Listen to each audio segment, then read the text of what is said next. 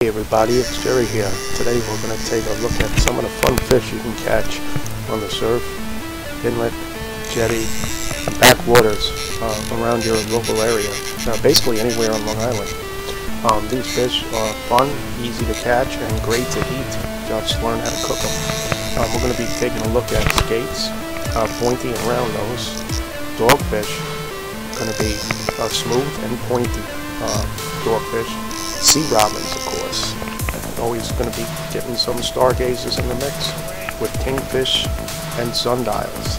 So let's get out on the water, take a look at these fish, and a brief discussion on how to catch them, where they hang out, and what they do. Let's get out there and let's get going. We're going to start the discussion with the pointy nose skate. There are two kinds of skates, and we'll see the round nose or northern skate next. The pointy skate can be caught basically anywhere along the beach, inlet, backwaters, docks, piers, anywhere.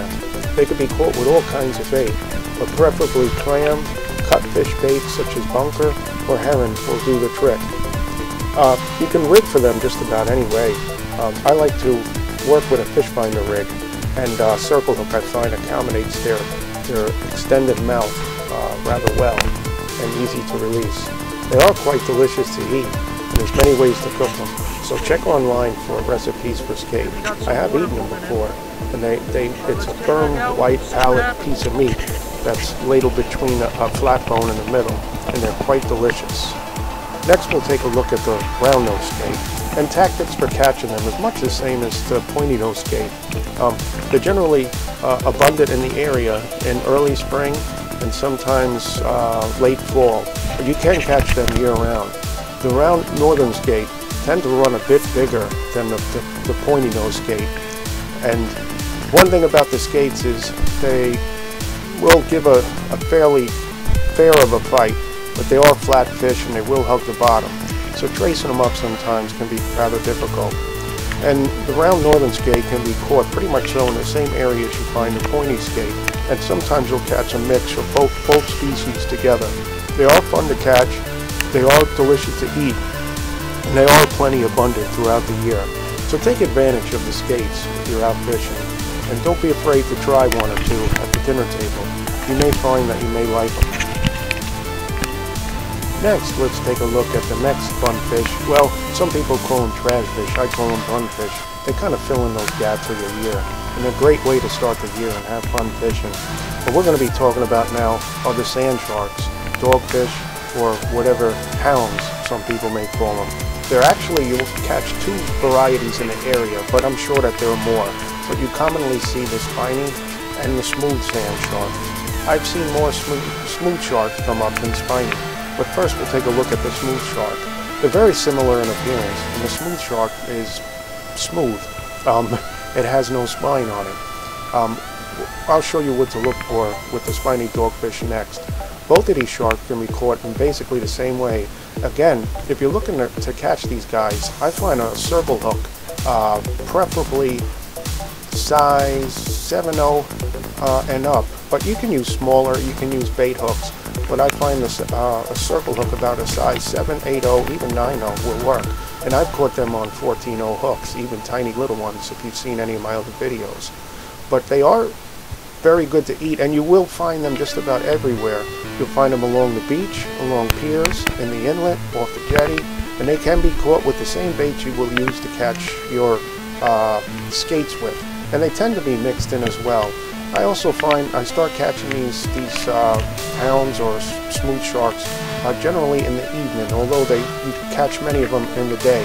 I rifled through some of my clips and found some clips in the day just because they're clearer.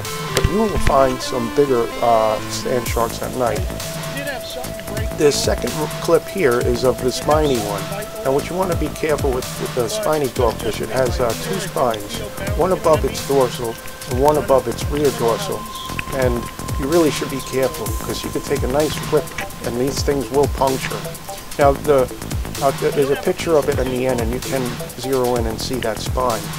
These are delicious to eat. I will follow up with a video on cleaning them. I keep a few of these, harvest a few of these every year, and either one is makes a great meal. Now let's go to the next fish. Although they don't have it now, I would put money that in the future the sea robin will have kingfish status. They're plentiful, they're easy to catch, they're fun to eat, and it's actually the perfect fish. They're very delicious, so you just have to be careful when handling sea robins. They tend to have a horny head. They have spines coming out of their head, so when grabbing them, be very careful. The sea robins actually can be caught just about anywhere as the other fish. Some years you'll have a bumper crop and they'll just be all over the place. Other years they may be a little more scarce and you'll be missing them. But when you find sea robins, you found sea robins, and you'll catch them one after the other. They can reach pretty big sizes. I've seen some big ones you would not believe. But they can be caught with all kinds of hooks, tackle, and baits. Probably cut baits and clam work great for sea robins. Let's go to the next fish. The kingfish is a fun fish to catch. I would never call these guys trash fish. They're fun, tasty, and abundant when they're around. You can catch kingfish in the deep, deep summer when the hottest days. They're caught with small hooks, tiny number 4 hooks I use, tiny compared to other hooks. I use small baits. I like clam and squid baits, preferably clam. You can also use gulpers. It makes great bait as well. Red light for them. Feel the bite. They hit like a freight train, but then they die off and come in rather easy. They're definitely fun to catch. They can be caught on the open beach and around structure. Look for groins and deep holes. They are delicious to eat. You can easily fill a bucket when they're around, and they make way for all kinds of recipes. The kingfish is a great fish. Definitely, kingfish is a fit name for the kingfish. Alright, let's go to the next fish. This sundial looks just like a fluke. It can be easily identified because it has no teeth, and they are a bit smaller. This one's a little on the bigger side, but they do even get bigger than this. The sundials I find, I catch them on the corners. I get them in early spring and later fall, and you find your fluke in between. They're a great indicator that the fluke are about to show up or just about there. They can be caught much the same as fluke, except go a little smaller if you're looking for sundials. Although I've never eaten sundial, I heard that they make a rather fine dining experience. So give them a shot. They're fun to eat, I hear, and fun to catch.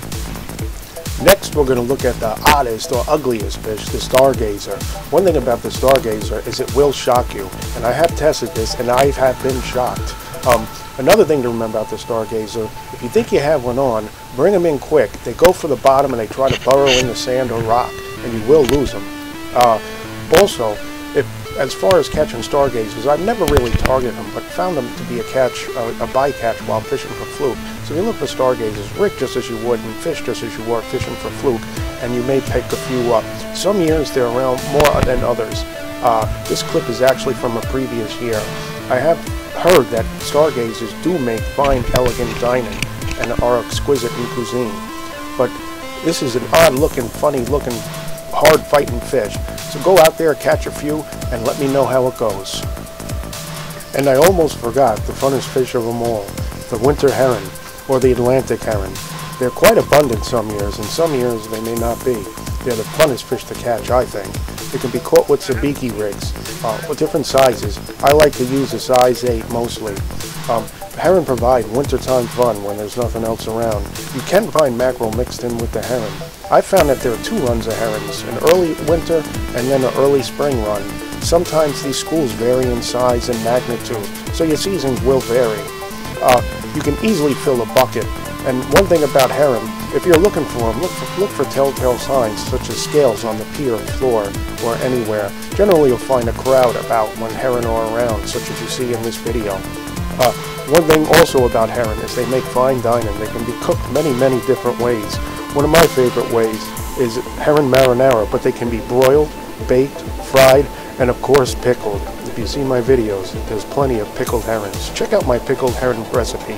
It's fantastic. We covered quite a few fish in this video that we could have probably covered in a video all in itself as we do throughout the year.